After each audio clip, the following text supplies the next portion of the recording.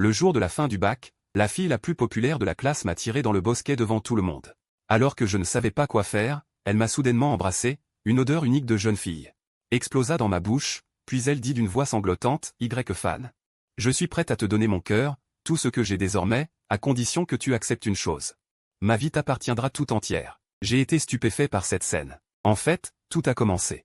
Parce que sa mère était gravement malade et qu'il lui manquait désespérément 60 000 yuan pour une opération. Bien que 60 000 yuan pour moi, un fils de riche qui ne faut rien, ne représente que l'équivalent de la moitié de mon argent de poche mensuel, je l'ai quand même refusé sans hésiter. Parce que le cœur de cette première de classe, cette reine de glace, avait l'air plutôt précieux. Mais je n'ai jamais cru en l'amour. Mes parents se sont mariés par intérêt familial.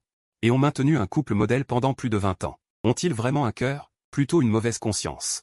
Mais leur cœur, ils l'ont donné à des gens de l'extérieur. Alors ne me parle pas de cœur, je n'y crois pas. Je me suis redressé, je suis allé vers elle, la dépassant d'une tête entière. Je pouvais clairement voir ses cils tremblants et les larmes scintillantes qui y pendaient. J'ai tendu la main. Tout son corps s'est figé, elle a instinctivement fermé les yeux. Mes doigts ont doucement effleuré son front. Tchoukusi est restée interdite, elle a ouvert les yeux et m'a regardé, perdu. J'ai retiré ma main. Fixant les yeux de Tchoukusi, j'ai articulé mot à mot, Tchoukusi. Écoute-moi bien. Tu veux que je sois un salaud qui profite de la situation? Ou que je sois une personne bonne, qui ait pitié et te donne un coup de main? Elle était complètement figée, me regardant fixement, son cerveau visiblement en panne. Mais j'étais patient, je la regardais simplement. Finalement, elle est revenue à elle.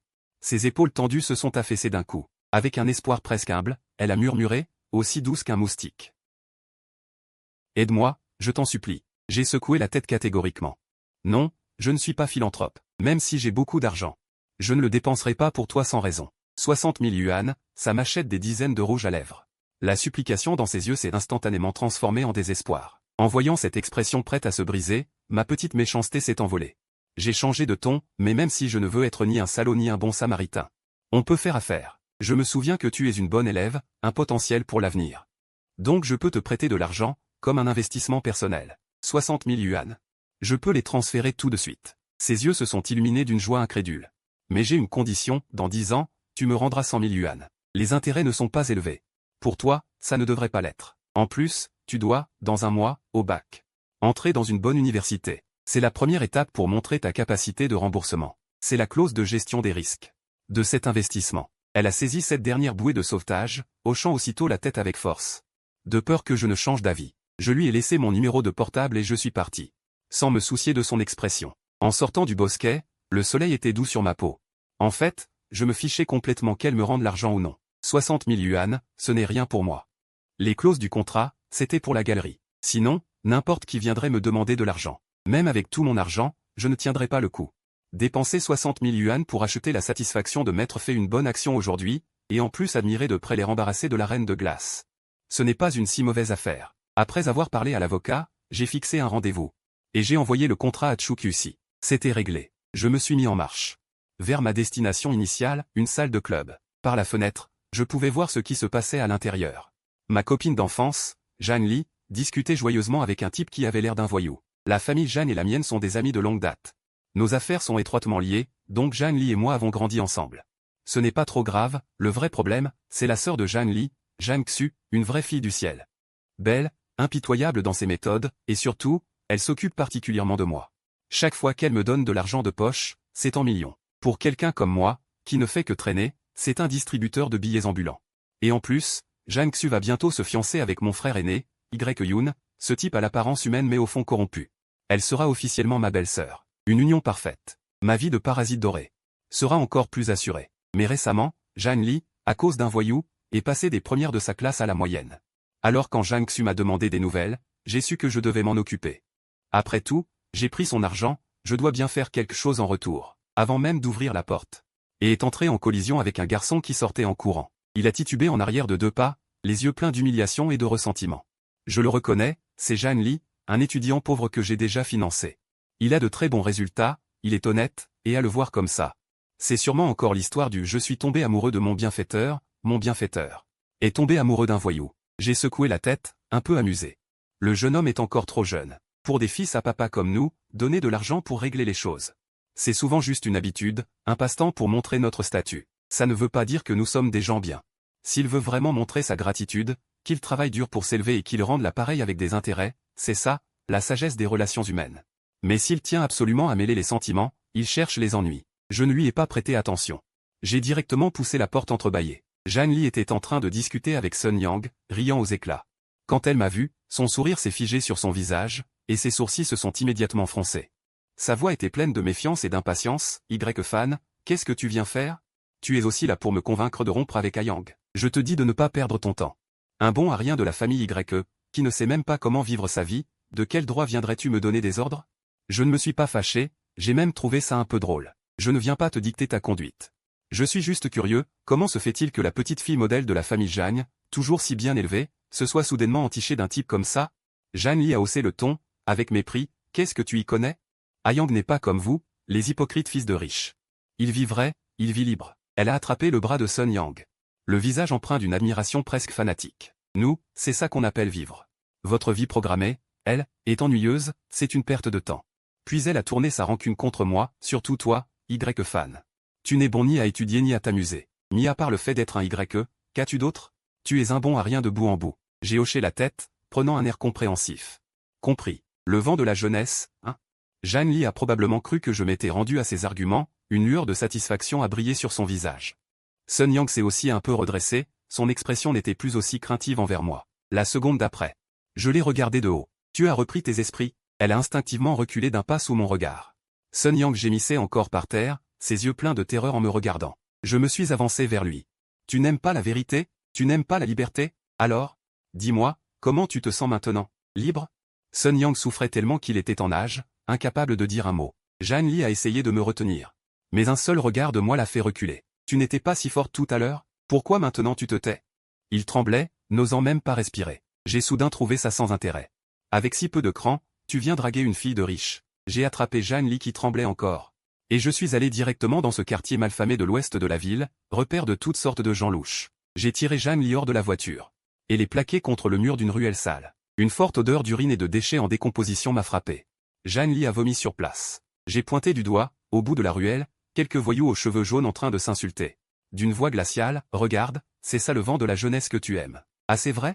Assez libre? Si ça te plaît, je te jette là-bas tout de suite. Jeanne Li a pâli de peur, s'accrochant désespérément à mon bras, pleurant à chaudes larmes. J'ai eu tort, Fan. Rentrons à la maison, rentrons à la maison. Je t'en supplie. C'est à ce moment-là que, du coin de l'œil, j'ai aperçu une silhouette familière. C'était Sun Yang, qui boitait. Profitant de mon inattention, se faufilant et s'enfuyant par l'autre extrémité de la ruelle. Je n'ai pas pris la peine de le poursuivre, ce genre de type ne méritait pas que je me donne encore la peine. Jeanne Li l'avait visiblement vu aussi. Son visage avait perdu toute couleur. Sa dernière illusion s'est aussi évanouie avec cette silhouette qui fuyait. Elle a cessé de pleurer, restant là, figée. Comme si on lui avait volé son âme. Je l'ai remise dans la voiture, elle n'a plus dit un mot de tout le trajet. Arrivée devant la porte de chez les Jeanne, elle a ouvert elle-même et est entrée, l'air hagard. Je ne suis pas descendu de la voiture, j'ai juste demandé au chauffeur de faire demi-tour pour rentrer. Ce soir-là, j'ai reçu un message sur mon téléphone, envoyé par Zhang Fan, merci. J'ai répondu avec un sticker poli. L'affaire était close, comme prévu. Les 2 jours suivants, chez les Zhang, tout était calme, personne n'est venu m'embêter. Je savais que c'était ma future belle-sœur Zhang Xu qui avait étouffé l'affaire. Mon coup n'avait pas été joué pour rien. Ma vie de fils à papa oisif était assurée. Mais le lendemain, je n'avais plus envie de rire. Parce que Sun Yang était mort, dans un accident de voiture. Apparemment, cette future belle-sœur était encore plus impitoyable que je ne l'imaginais. J'ai soudain trouvé cette famille un peu effrayante. Chacun portait un masque. Raffiné, éliminant froidement tous les obstacles. Mon frère aîné, l'élite, était comme ça, et ma future belle-sœur Zhang Xu aussi. Moi seul étais un étranger, un bon à rien qui ne fait que traîner en attendant la mort. J'ai eu un frisson. Assis dans mon lit, je me suis dit, je dois déménager immédiatement, m'éloigner de ces gens impitoyables. Pour continuer à paresser, il faut d'abord survivre. Sans dire au revoir à personne, le lendemain matin. Je suis descendu avec une valise déjà préparée. Ma mère était assise dans le salon, buvant son thé du matin avec élégance.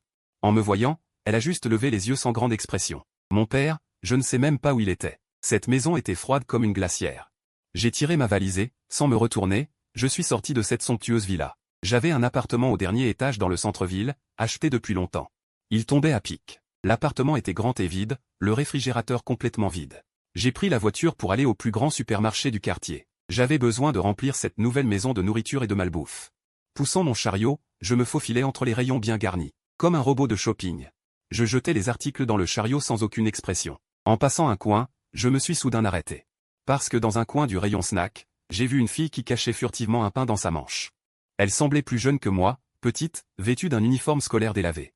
Son visage était plutôt propre, mais ses mains ne l'étaient pas. Je n'ai rien dit. Je me suis juste appuyé contre le rayon, les bras croisés, la regardant avec amusement. Elle avait du mal à cacher le pain, la manche était trop petite, le pain trop gros. Elle a essayé plusieurs fois, transpirait d'énervement sur le front. Finalement, comme si elle avait senti quelque chose. Son mouvement s'est figé, elle a levé lentement la tête. Nos regards se sont croisés dans l'air. Je la fixais sans rien dire. Pendant quelques secondes, son visage est passé du blanc au rouge à vue d'œil. Ses grands yeux ont d'abord montré de l'effroi, puis de la panique, enfin une honte et une humiliation insondables. Sa main tenant le pain tremblait tellement qu'avec un bruit sourd, le pain est tombé par terre. Comme si toute sa force l'avait quittée, elle s'est effondrée, la tête baissée. Comme si elle voulait enfouir son visage dans le sol. Quel intérêt? Je me suis approché, me suis baissé pour ramasser le pain. Et les jeter dans mon chariot. Puis, au hasard, j'ai attrapé sur le rayon d'à côté. Toutes sortes de biscuits et de bonbons, les balançant dans le chariot. Très vite, mon chariot a formé une petite montagne. J'ai poussé le chariot jusqu'à elle. Elle avait toujours la tête baissée, tout son corps tendu. Comme si elle attendait son jugement. Du bout de ma chaussure, j'ai touché ses baskets blanches délavées. D'un ton neutre, pas d'argent pour manger? Elle a sursauté. Puis a hoché très légèrement la tête. Une seconde plus tard, comme si elle se rappelait quelque chose. Elle a brusquement secoué la tête. Un peu agacée, tu hoches la tête puis tu la secoues. Tu joues la pantomime? C'est quoi l'histoire? Parle. Ma voix s'est alourdie. Elle a tremblé de peur, a levé brusquement la tête vers moi. Les yeux rouges, remplis de larmes. Elle a ouvert la bouche. Émettant quelques syllabes indistinctes, faisant des gestes désespérés avec ses mains. Je suis resté figé un instant. Une idée m'a traversé l'esprit, muette. En voyant son air anxieux et impuissant. Mon agacement s'est évanoui d'un coup. À ce moment-là, je l'ai regretté. Je me suis senti comme un parfait salaud, du genre à se donner 2 gifles au milieu de la nuit en y repensant. Sans dire un mot, je suis retourné chercher un autre chariot, et j'ai rempli celui-ci aussi. De nourriture facile à conserver. Puis, poussant les 2 chariots, je lui ai fait signe de me suivre. Elle n'avait pas l'air d'avoir compris. Trop paresseux pour expliquer, j'ai attrapé son poignet et l'ai traîné vers la caisse. Après avoir payé, j'ai porté des sacs et des paquets tout seul. Elle me suivait comme une petite ombre, tenant aussi quelques sachets de snacks récents. J'ai fourré le tout sur la banquette arrière de ma voiture de sport, puis je lui ai dit de monter. Elle a hésité un instant. Il ouvrit la portière côté passager et s'assit, puis lui demanda son adresse. Elle prit le téléphone. Ses petits doigts tapotèrent l'écran un long moment et finirent par localiser un endroit, un vieux quartier. Un quartier pouilleux où je ne serais même pas passé. Je ne dis rien et démarrai la voiture directement. Pendant tout le trajet, le silence dans la voiture était terrifiant. Elle gardait la tête baissée, serrant fermement les pans de son vêtement. La voiture serpentait dans des ruelles étroites et délabrées, et s'arrêta finalement devant un immeuble en forme de tour qui semblait prêt à s'effondrer. Je coupai le moteur et, avec elle, je descendis les provisions de la voiture. Le couloir était sombre et humide. Une odeur de moisi et une odeur étrange indescriptible flottaient dans l'air. Elle me guida jusqu'au 3e étage et ouvrit une porte en bois relevable. Une forte odeur de médecine chinoise nous frappa. La pièce était si petite qu'on pouvait la voir d'un seul coup d'œil. C'est aujourd'hui que j'ai vraiment compris le sens de l'expression « les 4 murs nus ». Sur un lit de planches usées, gisait une vieille femme décharnée, les yeux fermés, respirant faiblement. La jeune fille posa ce qu'elle tenait, courut au bord du lit et remonta habilement les coins de la couverture, les yeux pleins d'inquiétude. J'ai à peu près compris, ce n'était pas qu'elle n'avait pas d'argent pour manger, mais qu'elle n'avait pas d'argent pour soigner sa famille. Voler du pain, c'était sans doute parce qu'elle était affamée à l'extrême, et qu'elle ne voulait pas toucher à l'argent réservé aux soins de la vieille dame. Encore ce genre de manège misérable. Moi, je ne supporte pas ce genre de choses. La jeune fille, après avoir installé sa grand-mère, vint devant moi. Elle s'inclina profondément devant moi, puis prit sur la table un vieux cahier d'exercices usé et écrivit rapidement quelque chose dessus. Dessus, une écriture délicate, « Merci. Combien coûtent ces choses? Je te les rembourserai un jour. » En voyant ces mots, j'eus envie de rire. Avec quoi rembourser? Voler à nouveau? Je ne dis rien, je sortis mon téléphone. Je composai le numéro de l'assistant privé de ma famille. Au téléphone, je fus bref, Wang. Occupe-toi d'une chambre de soins intensifs à l'hôpital du centre-ville. Envoie 2 ambulances au bâtiment en tour de l'ouest de la ville dans 15 minutes. Je t'envoie l'adresse. Les frais seront directement prélevés sur mon compte. Tout le processus dura moins d'1 minute. La jeune fille était complètement abasourdie. La bouche ouverte, elle me regardait fixement, oubliant de pleurer et d'écrire. Je pouvais comprendre. Ce pourquoi elle aurait dû lutter toute sa vie n'était pour moi qu'une affaire résolue en un coup de téléphone. Je donnai un coup de pied dans le sac de voyage à ses pieds. Qu'est-ce que tu fiches? Prépare tes affaires. On va à l'hôpital. Comme sortant d'un rêve, elle se mit aussitôt à ranger en panique. En fait, il n'y avait pas grand-chose à ranger, quelques vêtements usés délavés, une tasse en émail dont le pied manquait. Les ambulances arrivèrent très vite. Des professionnels de santé transportèrent délicatement la vieille dame sur un brancard. Du début à la fin, la jeune fille avait agrippé fermement le bas de ma veste, comme si elle avait peur que je disparaisse soudainement. Bien que légèrement mal à l'aise, je ne la repoussais pas. Arrivé à l'hôpital. Tout était parfaitement organisé, une chambre de soins intensifs avec un aide-soignant 24h24, et une équipe de spécialistes de premier ordre commença immédiatement la consultation. Je me tenais dehors, près de la fenêtre de la chambre, regardant à l'intérieur les médecins et infirmières affairés, et cette jeune fille assise au chevet. Cette fille pleine de gratitude. Dans mon cœur, le nuage sombre provoqué par la mort de Sun Yang semblait s'être un peu dissipé. Dépenser de l'argent peut vraiment acheter la bonne humeur. À ce moment, le bas de ma veste fut de nouveau tiré doucement. Elle leva le vieux cahier devant moi. Dessus était écrit « Comment dois-je vous remercier pour votre bonté ?» Je m'appuyai sur le chambranle de la porte en regardant la fille. « Je n'ai pas dit que tu devais me remercier. » Elle s'énerva. Elle écrivit très vite sur le cahier, l'écriture devenant presque illisible « Non. Je ne peux pas accepter ton argent sans rien faire. Tu es une bonne personne. » En voyant les mots « bonne personne », le sourire au coin de mes lèvres s'élargit. De nos jours, un type comme moi peut être considéré comme une bonne personne. L'argent, c'est vraiment bien. Je l'interrompis dans son écriture. D'abord, je ne suis pas une bonne personne. Ensuite, je t'ai dit que je déteste les complications. En restant ici à t'embarrasser avec ça. Tu me causes des ennuis, non? Elle fut un peu étourdie par cette logique tordue et me regarda, hébétée. Ne sachant comment répondre. En voyant son air, je soupirai. Je m'approchai d'elle, sans plus de paroles, et lui pris le cahier et le stylo des mains. J'écrivis rapidement dans le cahier. Une fois fini, je lui remis le cahier dans les mains. Considère ça comme une assurance que j'achète à l'avance. Étudie bien, entre dans une bonne université un jour. Si jamais je tombe dans la misère, et que je fais la manche dans la rue, n'oublie pas de me donner un bol de riz. Elle regarda les mots sur le cahier. Elle resta figée très longtemps, puis leva la tête. Ses yeux clairs, comme l'eau d'une source de montagne, laissèrent enfin déborder leurs larmes. Elle ne pleura pas à voix haute. Mais ses larmes silencieuses tombaient une à une sur le vieux cahier d'exercice. Un peu gêné, je dis.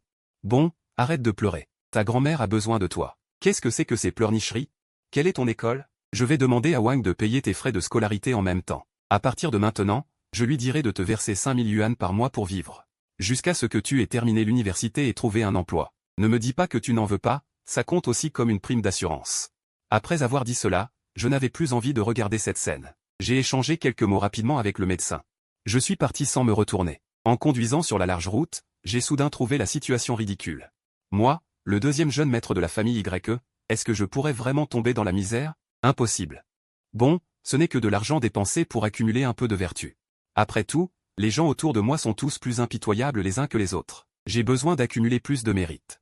Pour m'assurer de vivre dans le luxe et l'opulence toute ma vie en tant que bon à rien. Et puis j'ai passé 5 ans dans la misère.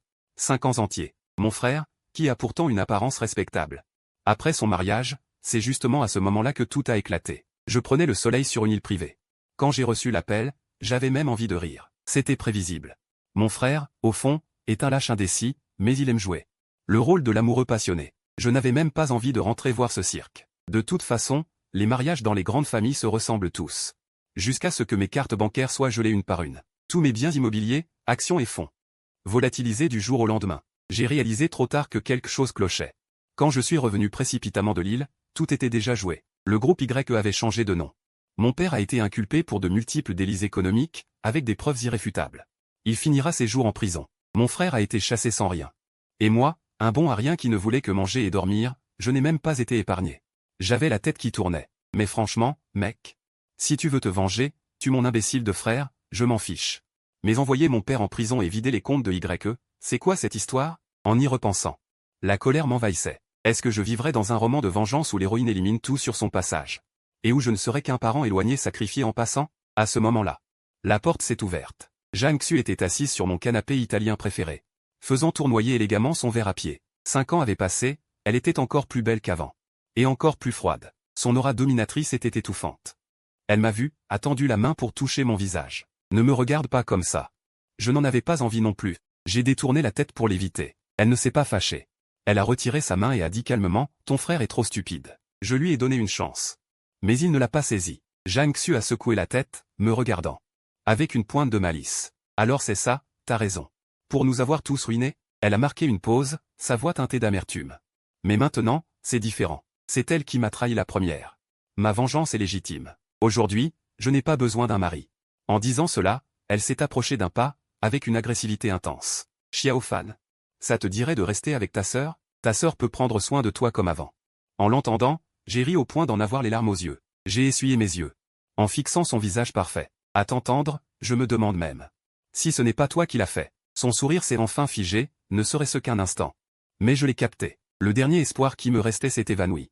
Effectivement, cette femme a toujours été une folle, prête à tout pour arriver à ses fins. J'ai effacé mon sourire.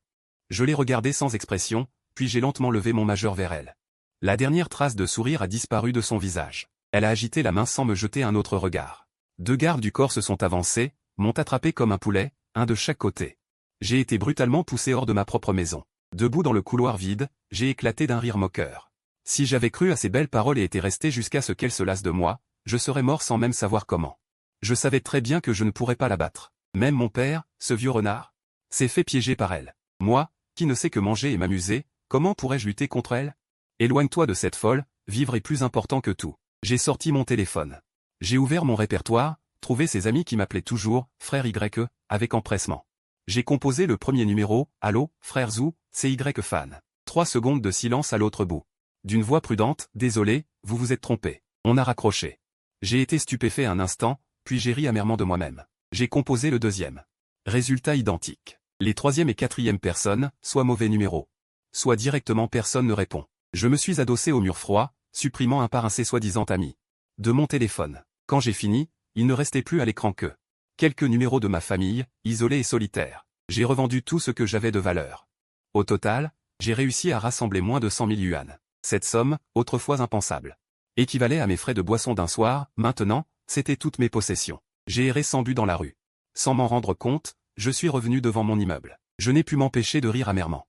Si ça ne marche pas, je trouverai un endroit où m'installer, pas d'exigences élevées, logement et repas inclus. De toute façon, j'ai assez vécu. C'est 20 ans de vie fastueuse. Baissant la tête, je marchais en réfléchissant quand soudain je suis entré en collision. Avec une étreinte douce. Un léger parfum m'a effleuré. J'ai instinctivement voulu m'excuser. Mais levant les yeux, je suis tombé nez à nez avec un regard clair. C'était une fille au visage délicat. Elle me semblait familière, mais je n'arrivais pas à me souvenir où je l'avais vue. Pourtant, elle me connaissait visiblement. Je voyais distinctement dans ses yeux, au moment où elle m'a reconnu, une joie et un soulagement indescriptibles brillaient soudainement. Elle ouvrit la bouche, comme pour dire quelque chose, mais parut se rappeler quelque chose. Finalement, elle sortit précipitamment un téléphone de sa poche et tapota frénétiquement dessus. Sur l'écran du téléphone s'affichait « Monsieur YE, vous vous souvenez encore de moi ?» En voyant les mots « Monsieur YE », je me suis dit qu'il n'y avait plus beaucoup de gens qui m'appelaient ainsi de nos jours. J'ai examiné attentivement son visage. Des fragments de mémoire commencèrent lentement à s'assembler. Soudain, je compris et fus un peu surpris.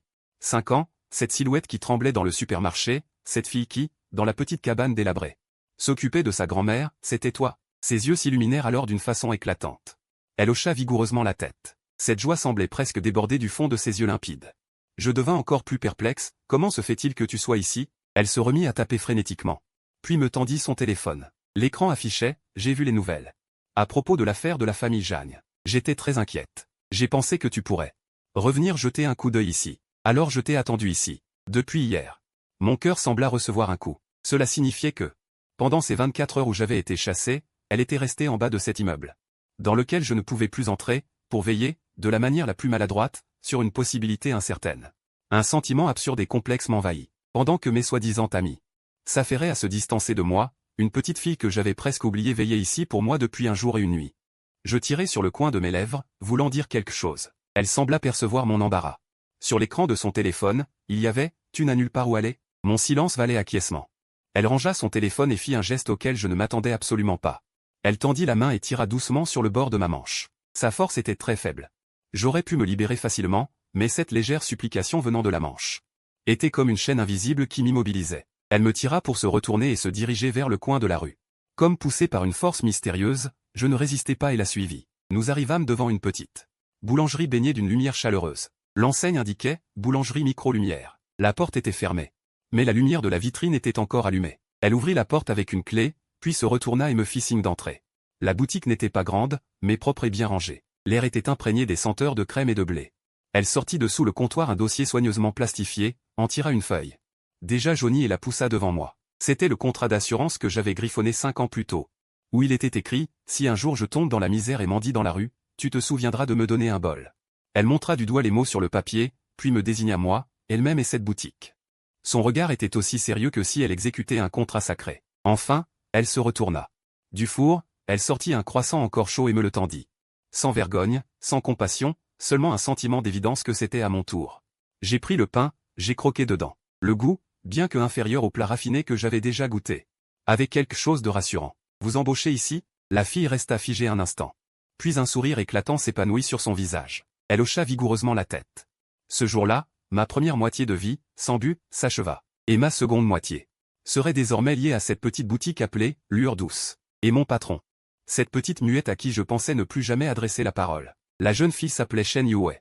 Grâce à l'argent que je lui avais donné et à ses propres économies, après avoir obtenu son diplôme universitaire, elle ouvrit cette boulangerie dans cette rue. La boutique n'était pas grande.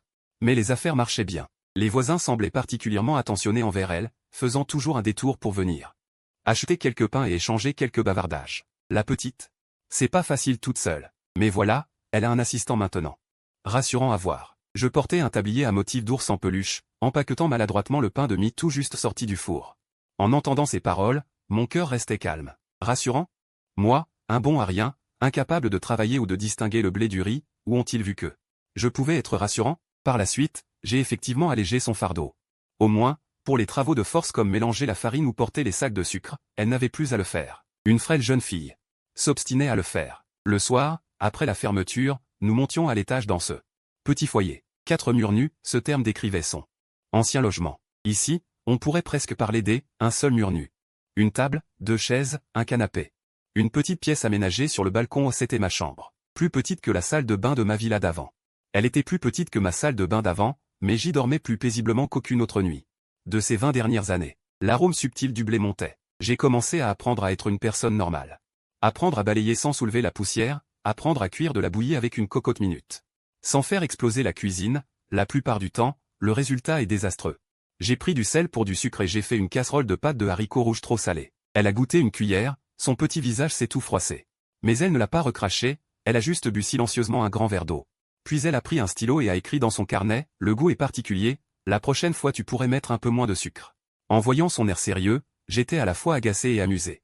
J'ai arraché le bol de ses mains et l'ai vidé dans la poubelle. À partir de ce jour-là, j'ai commencé à apprendre la langue des signes. J'ai acheté une pile de manuels, et chaque soir, après qu'elle se soit endormie, dans ma petite alcôve, face à l'écran de mon téléphone, je répétais encore et encore, depuis les plus simples, « Bonjour, merci », jusqu'à « Bonne journée, bonne nuit ». La première fois que j'ai utilisé des gestes un peu maladroits pour lui dire « Bonjour », elle est restée figée, puis dans ses yeux toujours si calmes. C'était comme si une étoile venait de jaillir soudainement. Elle a aussi levé la main. Et m'a répondu avec une immense sincérité. À cet instant, j'ai senti que dans les plus de 20 années passées, jamais je n'avais ressenti à quel point faire quelque chose pouvait en valoir la peine. Les jours ont passé ainsi. De l'idiot qui ne savait même pas utiliser un four, je suis devenu un apprenti pâtissier capable de fouetter la crème et de décorer les gâteaux. Les affaires du magasin allaient de mieux en mieux, au point que nous avons même racheté la boutique d'à côté pour agrandir la nôtre. Sur mon compte, j'avais de nouveau une somme d'argent non négligeable. Assez pour déménager et louer un appartement. Plusieurs fois, j'ai voulu en parler à Shen Yue. Mais les mots restaient bloqués dans ma gorge. Déménager, où habiter? Manger seul, quel ennui. Et puis, elle, cette jeune fille, seule, ce n'était pas facile non plus. Je pouvais aussi lui donner un coup de main, non? Dans ma tête, je me trouvais plusieurs raisons. Puis, la conscience tranquille, je restais. Shen Yue non plus n'en parlait jamais. Elle semblait avoir accepté ma présence. Je ne crois pas en l'amour, mon père. Mon frère aîné était les pires exemples. Mais cette stabilité passée avec Shen Yue était devenue une drogue pour moi. Je secouais la tête pour chasser ces pensées confuses de mon esprit.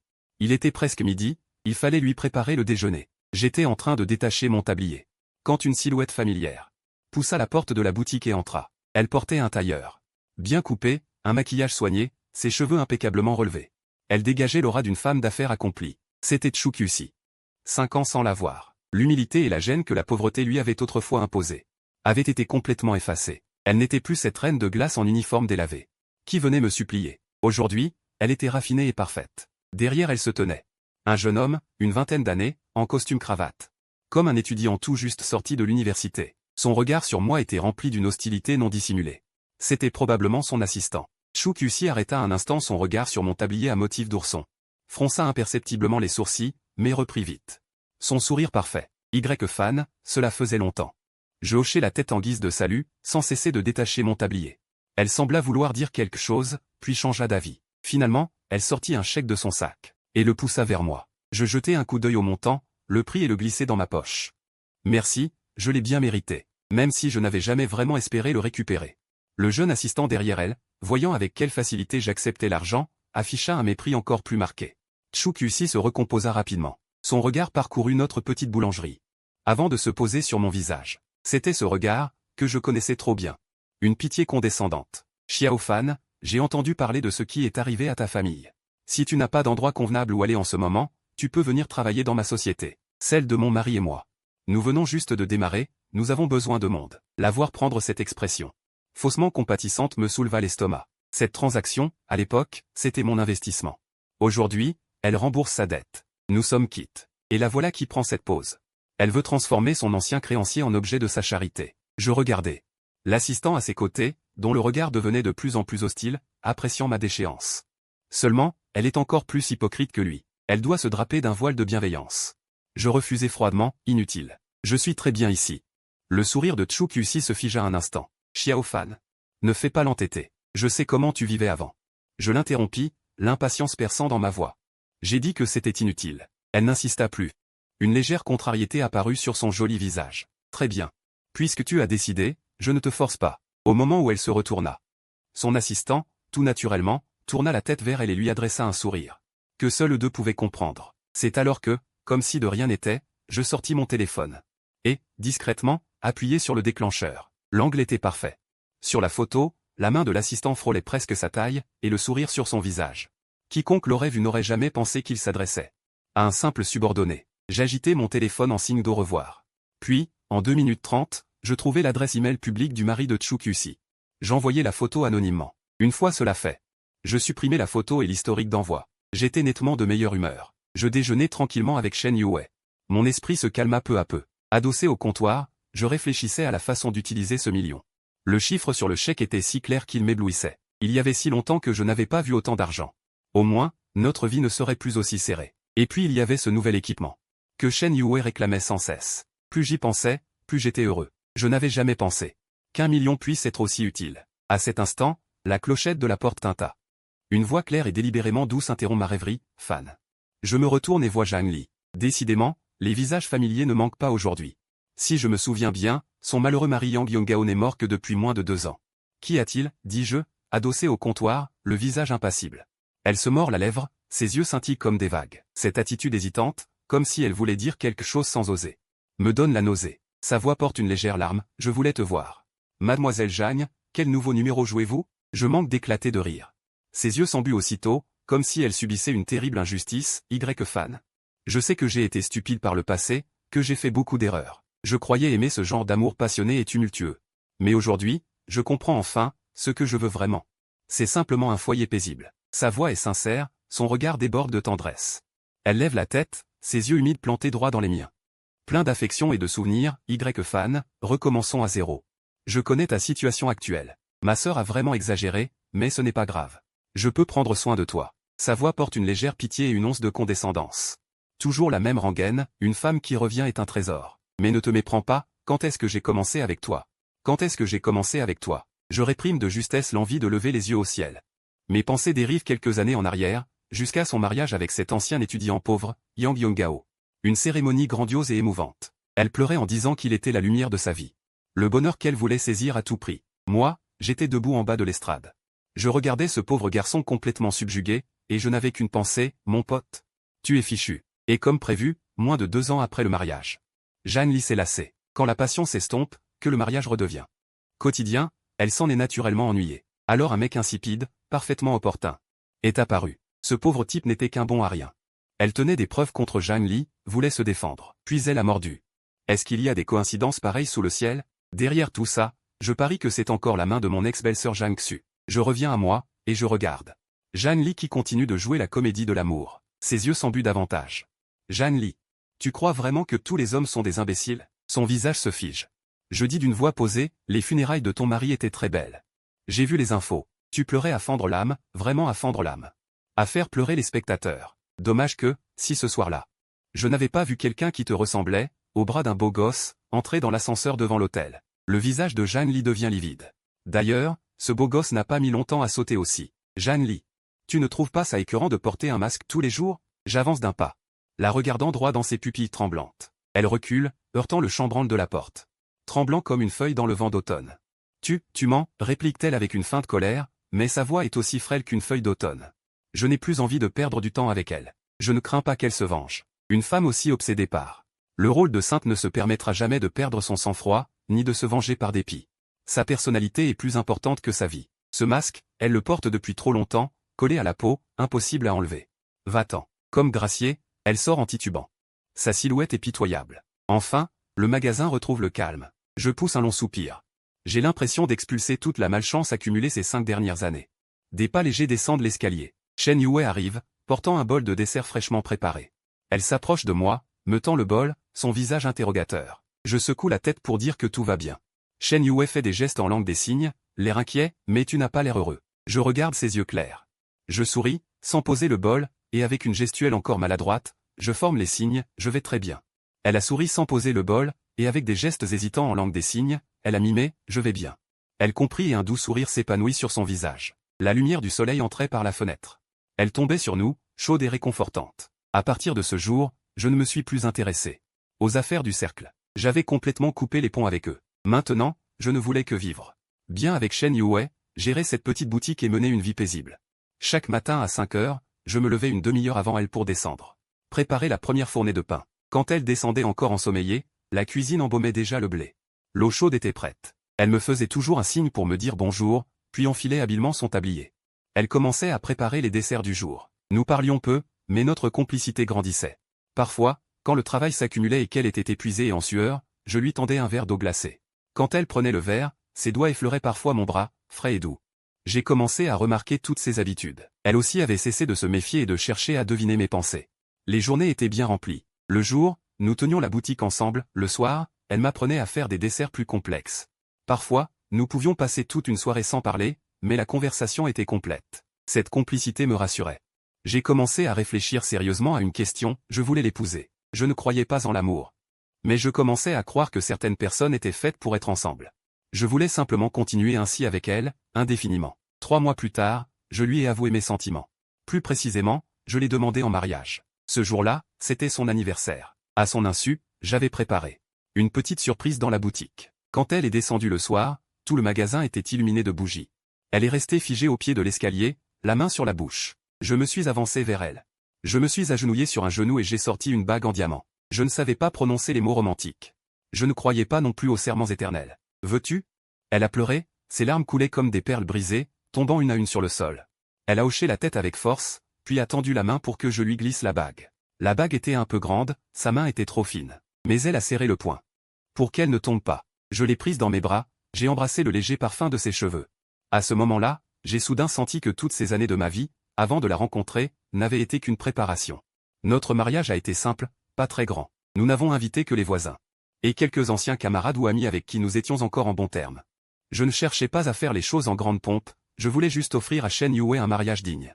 La veille du mariage, je suis allé chez le coiffeur me faire coiffer, et je me suis acheté un costume élégant. La robe de mariée de Shen Yue, nous l'avons choisie ensemble. Quand elle l'a essayée, elle rayonnait. Je me tenais devant la cabine d'essayage, la regardant dans le miroir. Et j'ai soudain trouvé la scène irréelle. Cette fille, belle comme un ange, allait vraiment m'épouser.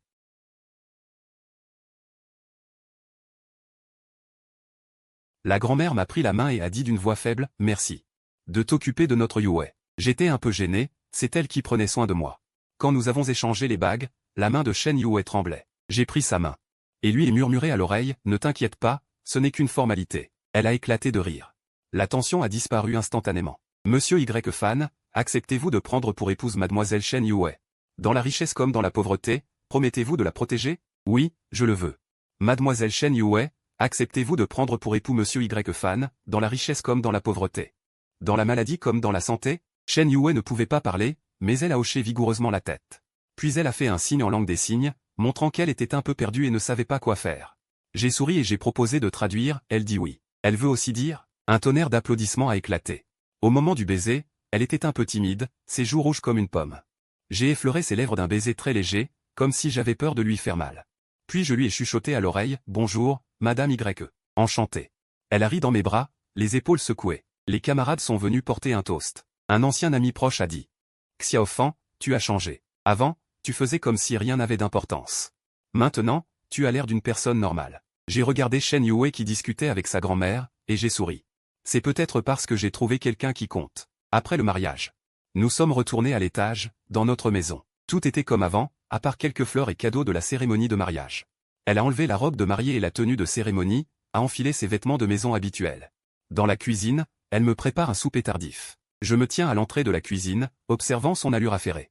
Soudain, je ressens une grande satisfaction. C'est la vie que je désire, deux personnes menant une existence simple. Elle s'approche avec le souper, me voit perdu dans mes pensées, agite la main devant moi. À quoi penses-tu? À toi. Son visage rougit de nouveau. Elle me donne une tape taquine, puis écrit dans le carnet, Y fan, nous sommes mariés. Tu le regrettes? Je secoue la tête. Moi, regretter. Et toi? Je ne le regrette pas non plus, c'est juste un peu irréel, comme un rêve. Je tends la main et lui pince la joue. Ça fait mal? Elle se couvre le visage et me lance un regard noir. Puis elle écrit dans le carnet, ce n'est pas un rêve, et je t'aime. Quand Shen Yue a écrit ces 3 mots, ses doigts tremblaient légèrement sous la lumière jaune tamisée. Ses cils, des cils comme des ailes de papillon mouillées par la pluie. Mon cœur a été comme percuté violemment par quelque chose, pas les battements accélérés d'une confession de jeunesse. Pas une accélération du cœur, ni une satisfaction sereine d'un poids immense. Mais une douleur fine et sourde enveloppée d'un sentiment de stabilité inédit. Je lui retire le stylo des mains.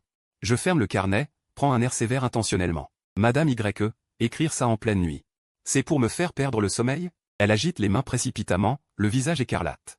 Elle fait des gestes maladroits, c'est vrai. Compris. À cet instant, je soupire et la tire dans mes bras. La personne dans mes bras s'apaise. Son souffle effleure doucement mon cou. À cet instant, je ressens soudain que toute cette richesse de famille influente. Et cette excellence académique, ce que j'ai maintenant vaut plus que les 20 et quelques années passées. Réunies. Mais le destin, cette chose, choisit toujours quand tu penses. Que le bonheur est tangible. Ces jours à la lumière jaune, comme du pain qui gonfle dans le four.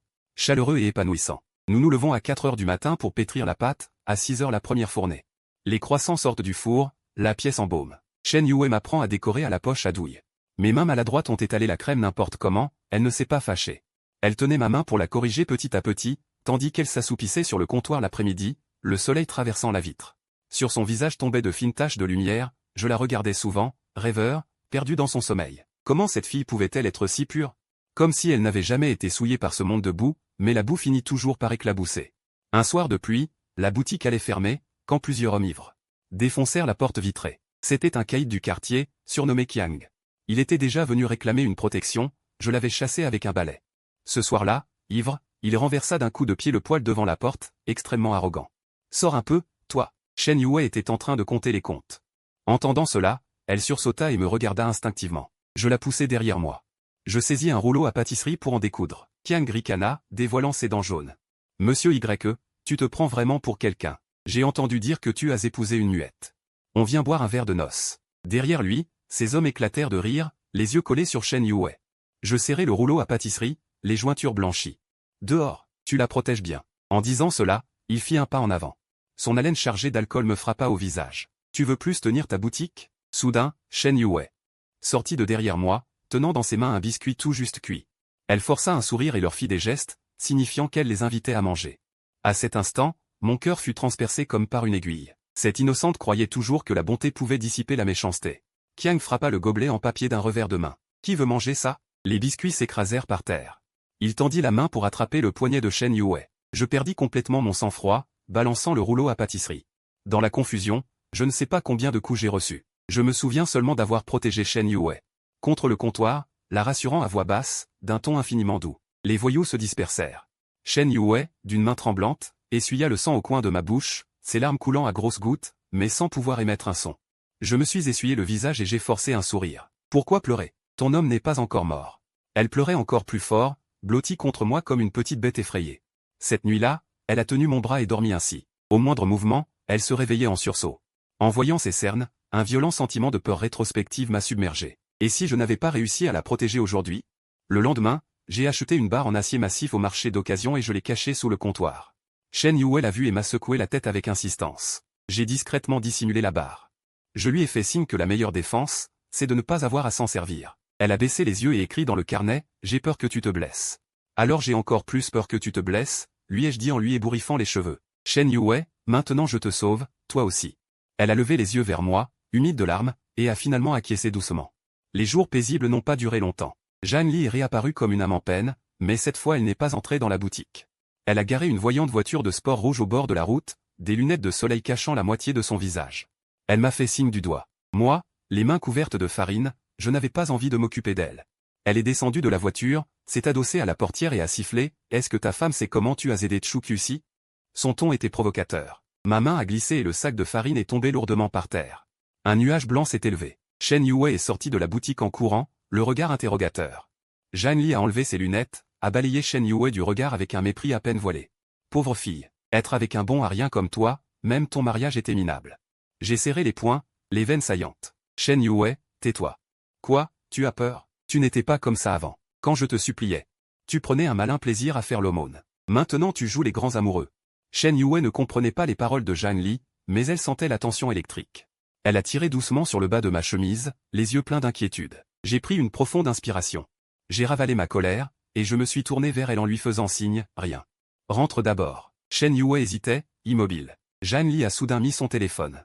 En haut-parleur est diffusé un enregistrement. C'était la voix de Chu Q-si, dans ce petit bois, autrefois. Avec des sanglots dans la voix, je veux te donner mon cœur, tout ce que j'ai. Pourvu que tu acceptes une chose. Je ne suis pas philanthrope. Le visage de Shen Yue a blêmi instantanément. Elle m'a regardé, puis Zhang Li, les lèvres tremblantes. Sans pouvoir émettre un son. Zhang Li, satisfaite, a rangé son téléphone. Ma petite sœur. Tu crois qu'elle est une bonne personne? Elle est Chu Q-si juste pour le plaisir de voir la détresse des autres. Tu racontes n'importe quoi. Et toi, peut-être que c'était juste un caprice. J'ai complètement perdu le contrôle. Je me suis précipité pour lui arracher le téléphone. Zhang Li a hurlé. S'est caché dans la voiture, a verrouillé les portières. La sportive a filé. Il ne restait plus que Shen Yue et moi, debout dans la poussière. Elle avait la tête baissée. Les épaules tremblant légèrement. J'ai voulu la toucher, mais elle a reculé instinctivement d'un pas. Ce recul m'a transpercé le cœur. Après la fermeture, dans le grenier, l'atmosphère était oppressante. Shen Yue, dos tourné, faisait le lit sans me regarder. J'ai saisi ses épaules. L'obligeant à me faire face, tu la crois. Elle s'est mordu la lèvre. Les larmes aux yeux, et a écrit dans le carnet, c'est vrai? Oui, mais non. Je me suis essuyé le visage et j'ai raconté dans le détail comment j'avais refusé Chu Q-si à l'époque. Comment nous avions signé un contrat. Shen Yue. Je reconnais que je ne suis pas un saint, mais avec toi, je n'ai jamais eu l'intention de faillir.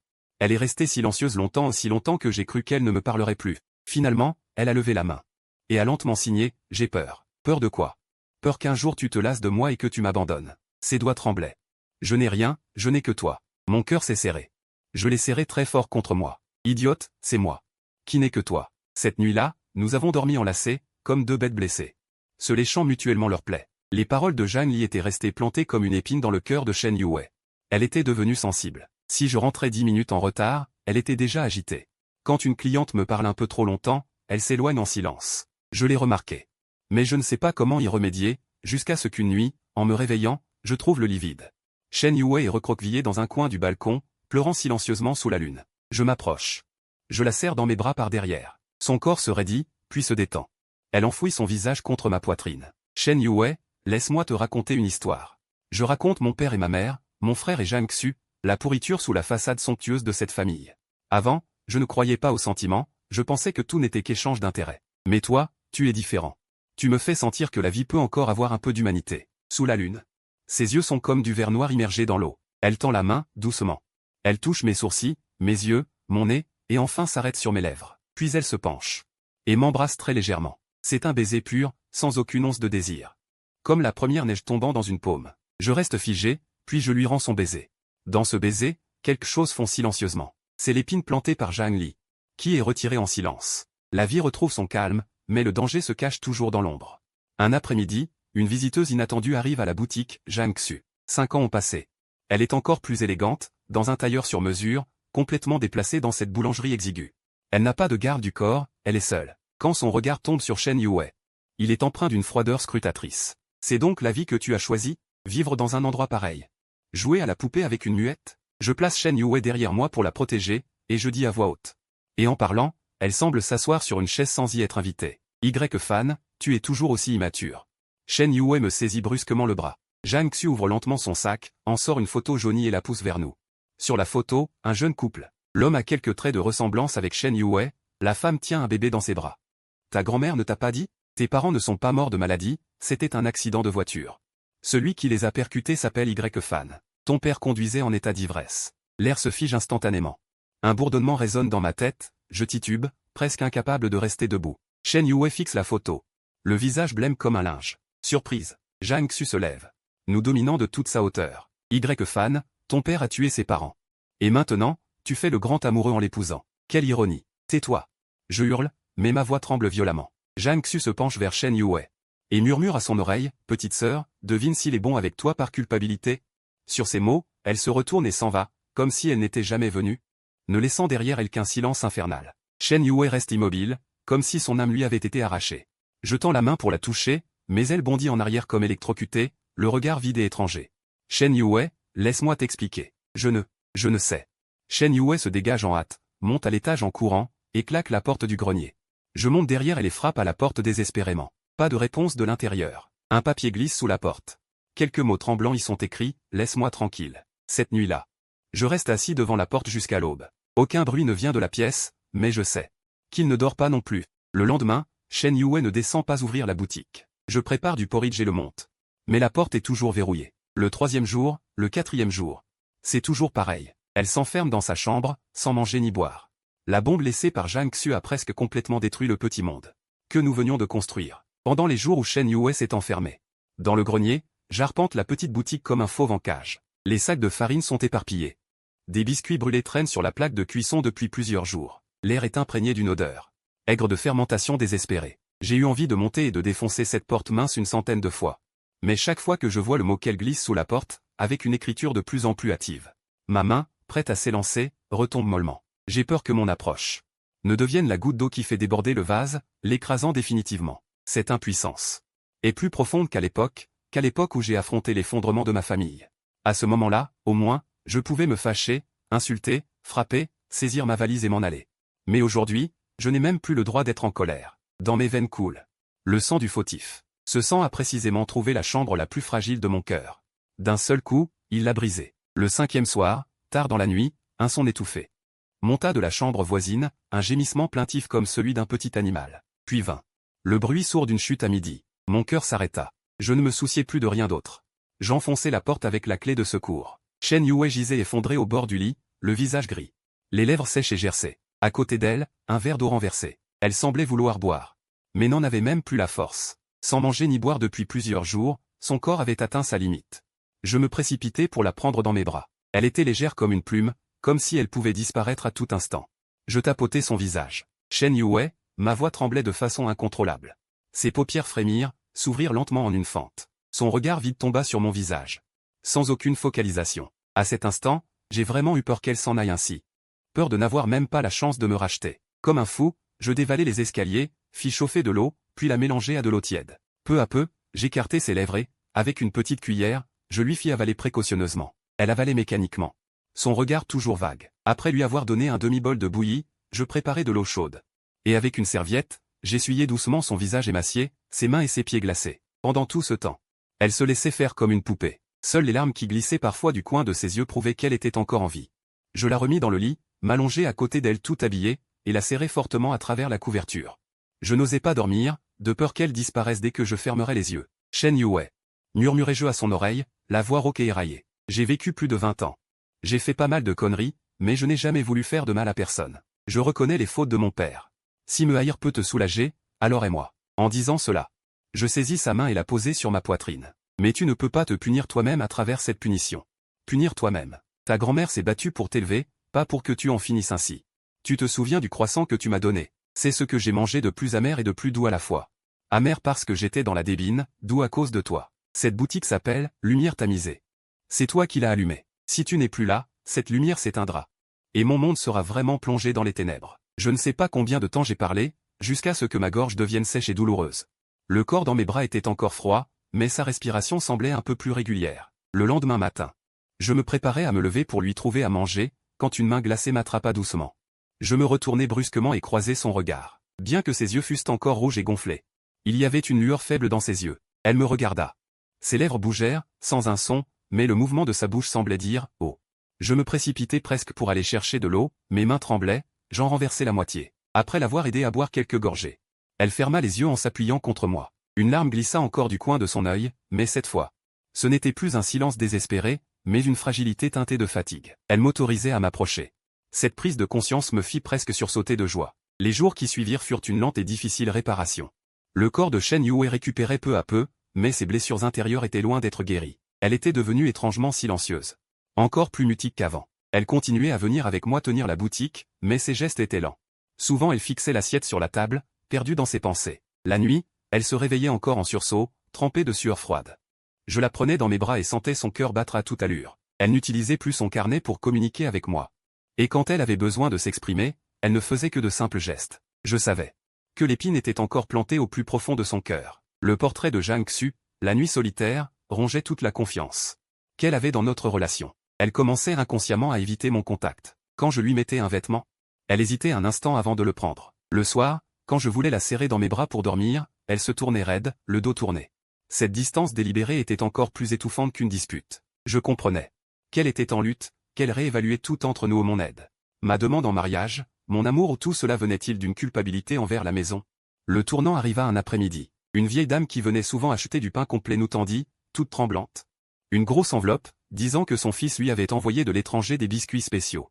Elle tenait absolument à nous remercier pour notre gentillesse habituelle. Shen Yue refusa d'abord, mais finit par accepter. Ma fille, toi et ton homme êtes de bonnes personnes. De nos jours, il y a peu de commerçants aussi honnêtes. Il faut que vous alliez bien tous les deux. La vieille dame prit la main de Shen Yue en parlant. Après son départ, Shen Yue resta longtemps derrière le comptoir, tenant la boîte de biscuits. Le soleil traversait la vitrine, éclairait ses cils baissés. Je la regardais de loin, n'osant pas la déranger. Puis elle se retourna, vint vers moi, me tendit les biscuits, et désigna le coin où se trouvait la caisse de vieux objets. Là-dedans, il y avait les photos prises lors de notre mariage, ainsi que le petit carnet usé qu'elle avait précieusement gardé, celui où j'avais écrit mes garanties. Je restai un instant interdit, puis je compris son intention. J'allai au fond de la caisse, récupérer ce carnet, taper la poussière et le lui tendis. Elle prit le carnet, l'ouvrit à la dernière page blanche, prit un stylo et commença à écrire. Ses mains étaient encore un peu engourdies, mais son écriture était lente et appliquée. J'ai rêvé de mes parents. Ils se trouvaient dans un endroit très lumineux, ils me souriaient. Arrivée là, elle s'arrêta longtemps, l'encre formant une petite tache sur le papier. Puis elle continua. Je me demande si ce n'est que par culpabilité que tu es bon avec moi. Alors pourquoi, quand j'ai volé le pain, ton regard n'était-il que de l'impatience, pas de pitié? Tu as juste passé un coup de fil, réglé un problème. Pourquoi, quand j'ai accepté de t'épouser, es-tu resté longtemps interdit, puis tes oreilles ont rougi? Elle leva la tête, les yeux noyés de larmes, me regardant avec une immense confusion et une lueur d'espoir. Elle ne m'interrogeait pas, elle attendait une réponse qui la sortirait de ce cauchemar. Je la regardais, le cœur serré comme par une main douce. Je pris le stylo.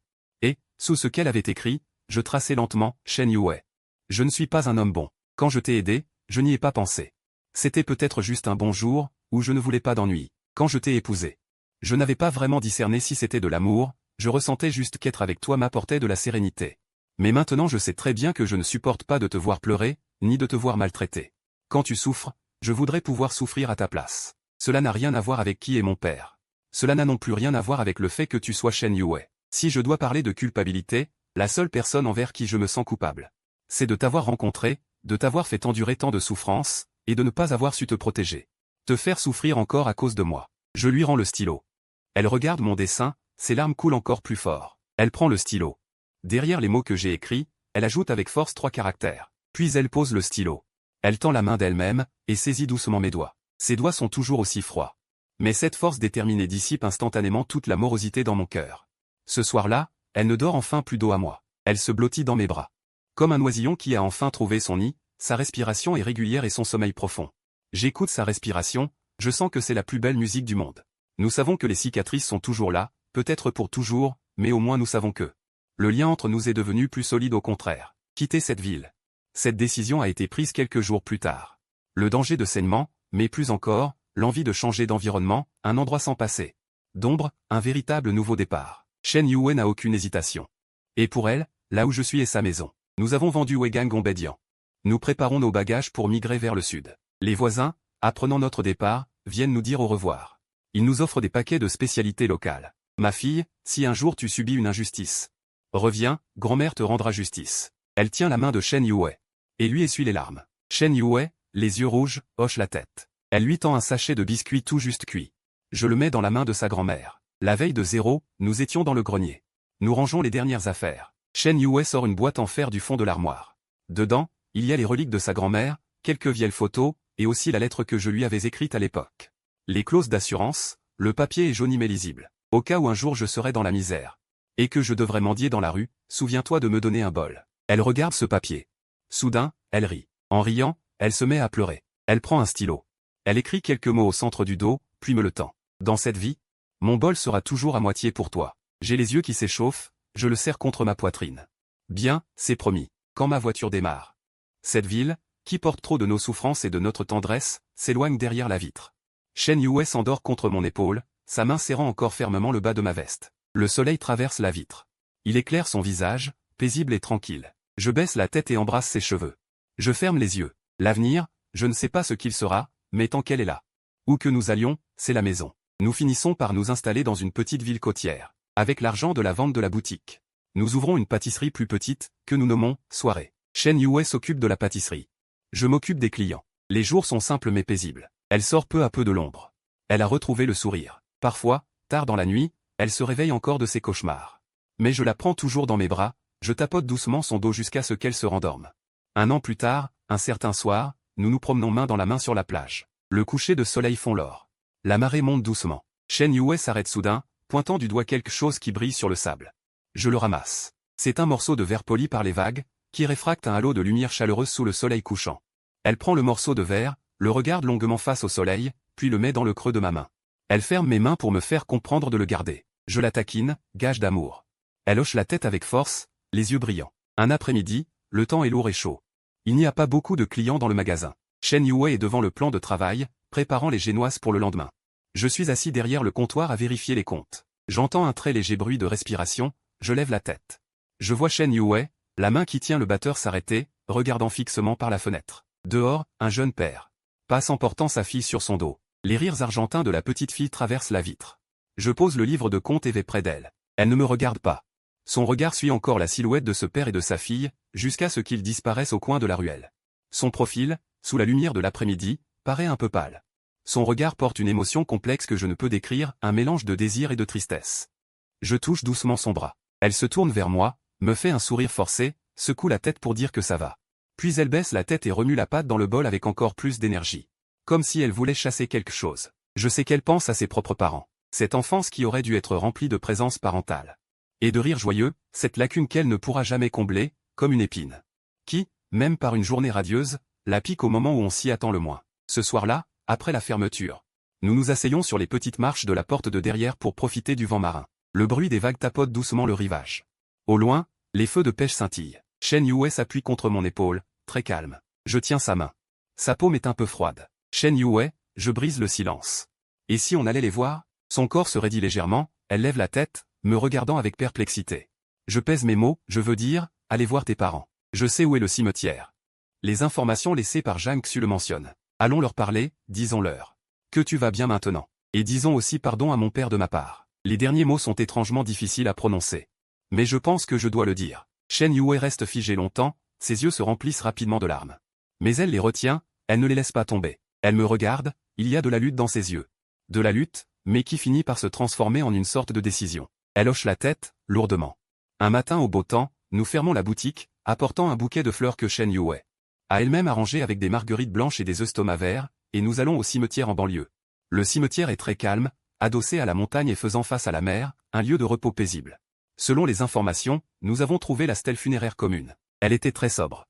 Sur la pierre étaient gravées les photos des parents de Shen Yue, désormais floues. Shen Yue s'approcha de la tombe.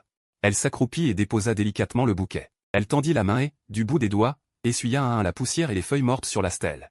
Ses gestes étaient doux, comme si elle touchait un rêve. Elle ne pleurait pas. Elle essuyait seulement en silence. Le soleil éclairait son profil concentré, lui donnant une sérénité presque sacrée. Je me tenais derrière elle. Après être restée longtemps face à la tombe de ses parents, elle se releva. Elle se tourna vers moi et me fit signe d'approcher. Je m'avançai et me tins à ses côtés devant la tombe. Le vent marin soufflait nos cheveux et nos vêtements. Shen Yue regarda la stèle, puis me regarda. Ensuite, elle leva la main et commença à parler en langue des signes, très lentement. Comme si chaque geste exprimait toute son intention, papa, maman. Voici Y Fan, mon mari. Elle fit une pause. Prit une profonde inspiration, puis continua à signer, il est très gentil avec moi. Nous avons notre propre petite boutique, qui s'appelle Temps du soir. La vie est très paisible. Je suis comblé. Ce qui s'est passé, c'était un terrible accident. Je sais que ce n'était pas la faute de Y Fan. Lui et son père sont différents. Ses gestes devinrent un peu plus lourds. Mais toujours déterminés. Elle tourna la tête vers moi, et finalement, les larmes coulèrent silencieusement. Pourtant, le coin de ses lèvres arborait un sourire. Elle continua à s'adresser à la tombe, alors, je vous en prie, ne lui en voulez pas. Et ne vous inquiétez pas pour moi. Je suis heureuse maintenant, vraiment. En la voyant utiliser la langue des signes pour me présenter à ses parents, prendre ma défense et raconter son bonheur, ma gorge se serra comme si quelque chose l'obstruait. Mes yeux s'embuèrent. Je tendis la main et saisis fermement la sienne qui pendait. Je me tournai face à la tombe et m'inclinai profondément. En me redressant, je regardais les photos. Flou sur la stèle et dis solennellement, oncle, tante. Je suis Y fan. Pardon, et merci. Je suis venu au monde. Soyez tranquille, tant que je vivrai. Je ne la laisserai plus souffrir. Je donnerai tout ce que j'ai pour la protéger. Je parlais lentement, chaque mot venait du plus profond de mon cœur. Je sais que les promesses en paroles sont légères. Mais c'était la seule chose que je pouvais faire. La cérémonie terminée, nous nous sommes tenus par la main en marchant vers la colline du cimetière. Sur le chemin du retour, Shen Yue semblait particulièrement légère, comme si elle s'était délestée d'un lourd fardeau. Portée pendant de nombreuses années. Elle montrait même spontanément les fleurs sauvages au bord du chemin. Et signée avec excitation, on pourrait essayer d'utiliser les pétales de cette fleur pour faire un colorant naturel. À partir de ce jour, j'ai senti un subtil changement chez Shen Yue. La légère ombre indéfinissable dans ses yeux semblait s'être beaucoup estompée. Son sourire devenait plus éclatant et plus serein. Elle commença à planifier l'avenir avec moi de manière plus proactive.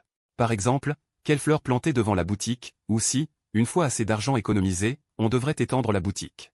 En prenant la boutique d'à côté, elle signait même, peut-être qu'un jour, nous pourrons adopter un enfant. Je savais que cette visite au cimetière n'était pas seulement un adieu à ses parents, mais aussi pour nous deux, un adieu officiel au passé. Nous ne pouvions pas changer la tragédie qui s'était produite, mais nous pouvions choisir comment affronter l'avenir.